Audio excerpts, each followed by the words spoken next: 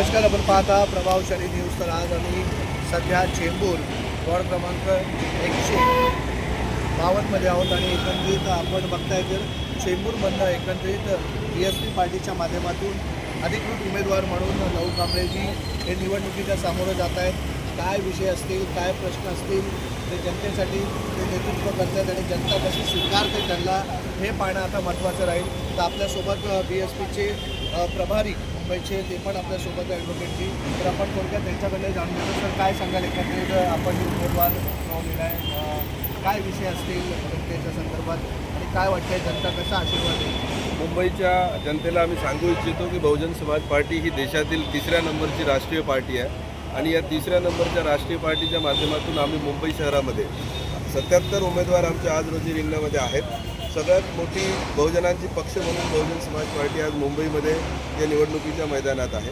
बहुजन समाज पार्टीच्या अध्यक्षा परम आदरणीय बहन कुमारी मायावतीजी यांच्या निर्देशानुसार आणि महाराष्ट्राचे प्रभारी राजारामजी, खासदार राजारामजी आणि प्रदेशाध्यक्ष ॲडव्होकेट सुनील डोंगरेजी यांच्या निर्देशाने आम्ही मुंबई शहरामध्ये सगळ्या क्षेत्रामध्ये काम करणारे सगळ्या वयोगटातले सर्व सामाजिक गटातले उमेदवारांना उमेदवारी देऊन मुंबईच्या जनतेच्या ज्या प्रामुख्यानं समस्या आहेत, त्यामध्ये वॉटर, गटर, मीटर पॉप्युलर शब्द आपल्याला माहीतच आहे, परंतु त्याचसोबतच मुंबईच्या प्रत्येक वार्डातल्या विविध वेगवेगळ्या त्यांना जाणवणाऱ्या समस्या आणि शिक्षण आणि आरोग्य यावर प्रामुख्यानं आमचा भर असणार आहे. मुंबईतली ट्रान्सपोर्टची अत्यंत वाईट अवस्था आहे. रस्त्यांची बकाल अवस्था करून ठेवलेले, सगळीकडे रस्ते खोदलेले आहेत, त्यामुळे प्रचंड प्रदूषण मुंबईमध्ये होते. तो एक महत्त्वाचा मुद्दा आहे. आणि एक या निवडणुकीच्या दरम्यान आम्हाला बघायला मिळालं की मुंबई जागतिक दर्जाचं शहर आहे, आर्थिक राजधानी आहे. मात्र या मुंबई शहरामध्ये निवडणूक लढणाऱ्या उमेदवारांना आश्चर्यकारकरित्या शौचालय वापरत असल्याचे प्रमाणपत्र द्यावे लागले. याचा अर्थच असा आहे की मुंबईमध्ये अजूनही लोक शौचालय वापरतात की नाही हे प्रशासनाला शंका आहे. आणि प्रशासनाला शंका याचा अर्थ असा आहे की मुंबईमध्ये ज्यांनी आतापर्यंत प्रशासनाने शौचालयांची देखील व्यवस्था केली नाही, त्यामुळे हे प्रमाणपत्र घ्यावे लागत आहेत. खरं म्हणजे अन्न, वस्त्र, निवारा, शौचालय या मूलभूत गरजा यामध्ये मुंबई शहर जागतिक दर्जाचं शहर असून देखील अजूनही मोठ्या प्रमाणात शहरामध्ये त्याची फार मोठी प्रचंड अडचण जनतेला भोगावी लागत आहे. आतापर्यंतच्या राज्यकर्त्यांनी मुंबई शहराचा जो काय विकास केला नाही केला तो जनतेला चांगल्या प्रकारे माहिती आहे, परंतु जनता एका मोठ्या पर्यायाच्या शोधात आहे आणि राष्ट्रीय पक्ष म्हणून बहुजन समाज पार्टी या जनतेच्या अपेक्षांना पूर्णपणे उतरून या पर्याय म्हणून उभा राहील. आम्ही 152 वॉर्डमध्ये आमचे सामाजिक कार्यकर्ते असणारे, ज्यांची त्या वॉर्डमध्येच नव्हे तर मुंबईमध्ये चांगला परिचय आहे, असे लहू बापू कांबळे यांना उमेदवारी दिलेली आहे. आणि सुशिक्षित आणि सामाजिक जाण भान असलेले उमेदवार लहू बापू कांबळे यांच्या माध्यमातून बहुजन समाज पार्टी इथे निश्चित विजय संपादन करेल. मी मुंबईतल्या आणि या वार्डातल्याही जनतेला सांगू इच्छितो की आपण आतापर्यंत सर्वांना पाहिलेलं आहे. यावेळेस बहुजन समाज पार्टीला संधी देऊन आपण विजयाचा रथ बहुजन समाज पार्टीचा मुंबई शहरामध्येही निश्चितपणे निवडून येईल आणि लहूजी कांबळेंच्या मागे आपण सगळे ताकदीने उभे राहा अशी अपील करतो. धन्यवाद.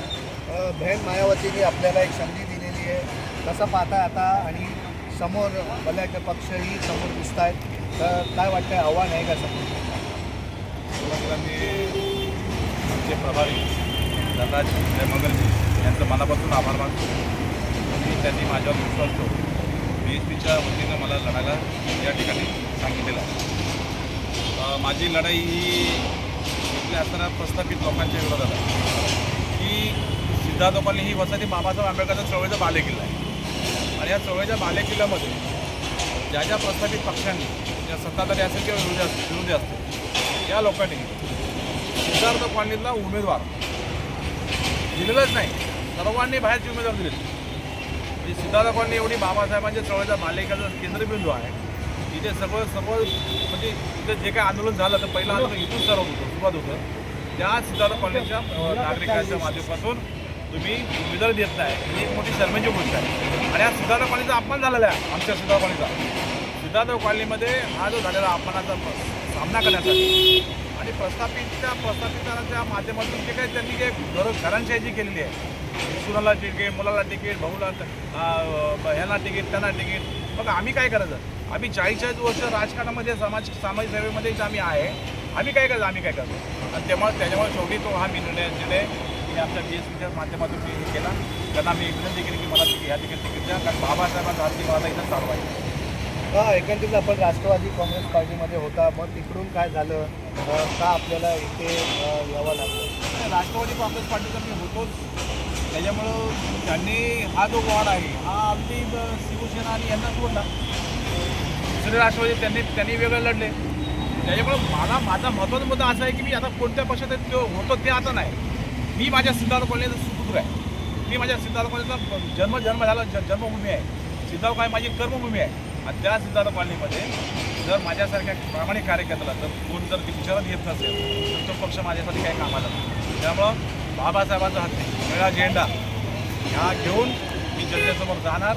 जनतेसमोर आजपर्यंत मी जी सेवा केलेली आहे, जनतेला ज्या आजपर्यंत मी न्याय देण्याचा प्रयत्न केलेला आहे, त्या जनतेला मी माझा सांगणार की बाबा माझ्यावर तुम्ही विश्वास ठेवा आणि मला भरघोस मताने निवडून द्या. आतापर्यंत सर्वांना सिद्धार्थ कॉलनीमधील जनतेने संधी दिली आणि त्यांचं नेतृत्व करण्यासाठी महानगरपालिकामध्येही पाठवलं. असा काय विषय असेल जे तुमच्या समोर आहे आणि खरोखर त्याची गरज आता सध्या सिद्धार्थ कॉलनीमध्ये असेल, चेंबूर आपल्या या परिसरामध्ये असेल, जी खरोखर गरज आहे, आणि जर सिद्धार्थ कॉलनीचे लोक असतील, चेंबूर आपल्या या वॉर्डमधील लोक असतील, जर तुम्हाला एक संधी देत आहेत आणि निवडून जर पुढे पाठवत आहेत, मग समोर काय अशा गोष्टी आहेत जे तुम्ही करणार आहात? बघा, या महानगरपालिकेच्या प्रशासकीय कामाचा मला 40 वर्षाचा अनुभव आहे.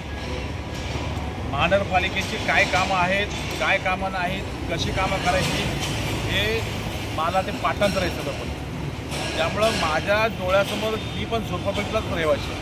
त्यामुळे झोपडपट्टीला काय अडचणी आहेत, काय समस्या आहेत, या सगळ्या गोष्टी मला माहिती आहेत. कशा सोडवायच्या हे सुद्धा मला माहिती आहे. परंतु मला प्लॅटफॉर्म नसल्यामुळे, त्याला आपण म्हणतो लोकप्रतिनिधीची जागा नसल्यामुळे मला ते मी थोडंसं कमी पडलो. परंतु प्रशासनाचा अनुभव, प्रशासनाच्या कामाचा मला अनुभव असल्यामुळे प्रत्येक वेळा मी न्याय देण्याचा प्रयत्न केला. त्यामुळं मला माझ्या लोकांनी जर मला एक मताने मला जर त्या सभागृहामध्ये जर पाठवलं, महापालिकेच्या सभागृहात पाठवलं, तर नक्कीच माझ्या वार्डाचा विकास केल्याशिवाय होणार नाही. दुसरी गोष्ट, माझ्या ज्या वार्डमध्ये जो सिद्धार्थ कॉलनी वार्ड आहे हा अतिशय जवळजवळ 15 ते 16 हजारचा मतदार आहे. एक गट्टा मागासवर्गीय समाजाचा, आंबेडकर चळवळीचा, तर ते 16,000चा मतदारसंघ, एवढा मोठा मतदारसंघ असताना एक गट मला मिळतील अशी मला खात्री आहे. आणि मला हे मिळाल्यानंतर माझ्या विभागामध्ये मला ज्या गोष्टी मला करणं अपेक्षित आहे, मी ज्या गोष्टी करणार, आमचं जे स्वप्न आहे ते स्वप्न मी साकार करणार. दुसरी गोष्ट, आमच्या लोकांमध्ये आज जवळजवळ 18-19 वर्ष झालं आमच्या डेव्हलपमेंटचा प्रश्न महत्त्वाचा आहे. डेव्हलपमेंट जे आपण एसआरच्या माध्यमातून डेव्हलपमेंट करतो आहे तो प्रश्न महत्त्वाचा आहे. त्याच्यामुळे आम्ही तो माझा प्रश्न हा महत्त्वाचा असणार आहे. आणि मी सर्वांना बरोबर घेऊन मी हे काम करणार आहे. त्यामुळे आता या पुढच्या काळामध्ये जर मला संधी दिली तर नक्कीच आपल्याला ज्या आमच्या सिद्धार्थ कॉलनीच्या लोकांचं जे काही स्वप्न आहे ते लवकरात लवकर साकार झाल्याशिवाय राहणार नाही. नक्कीच आपल्याबरोबर स्वतः लहू कांबळे यांचे सुपुत्र ॲडव्होकेट आहेत. आपण थोडक्यात त्यांच्याकडे जाणून घेतो. काय वाटतंय ज्या प्रकारे आता बाबा सध्या निवडणुकीच्या सामोरं जात आहेत, लोकांच्या सामोरं जात आहेत, काय असं सिद्धार्थ कॉलनीचं चित्र बदलायला पाहिजे जे खरोखर जर संधी दिली तर ते बदलेल? वॉर्ड क्रमांक 152चे BSPचे उमेदवार माझे वडील लहू कांबळे साहेब यांना उमेदवारी मिळालेली आहे. आणि 152मधून 45 वर्षाचा सामाजिक कार्याचा अनुभव असलेले एकमेव चेंबूरचे उमेदवार म्हणून लहू कांबळे साहेब हे आहेत. त्यांना सर्व सामाजिक कामं, जेणेकरून महानगरपालिका ज्याच्यामध्ये महानगरपालिकेचे जे अधिकारी आहेत त्यांना प्रशासकीय माध्यमातून त्यांच्याकडून कामं कशी करून घ्यायची याचा पूर्ण अनुभव आपल्या कांबळे साहेबांना आहे. आणि झोपडपट्टीतले सर्व प्रश्न, झोपडपट्टीच असू दे, त्याचप्रमाणे आमचा बिल्डिंग एरिया असू दे, त्याचप्रमाणे सर्व सामाजिक आणि राजकीय प्रश्न असू दे, सर्व कामांचा अनुभव त्यांना आहे. त्यामुळे आमच्या निळा झेंडा हा आमच्यासोबत आहेच, पण त्याचप्रमाणे सर्व बहुजन समाज, चेंबूरमधला बहुजन समाज आणि इतर समाज हे देखील आमच्यासोबत आहेत. आणि त्यांनी देखील आम्हाला आश्वासन दिलेलं आहे की 152चे विजयी नगरसेवक हे कांबळे साहेबच होणार अशी आम्हाला खात्री आहे. जनतेला काय आव्हान करायला?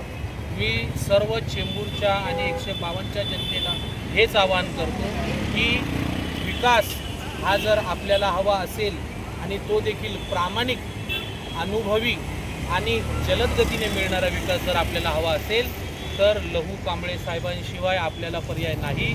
त्यामुळे लहू कांबळे साहेबांना आपण प्रचंड बहुमताने विजयी करा अशी मी आपल्याकडे खात्री बाळगतो. जय भीम.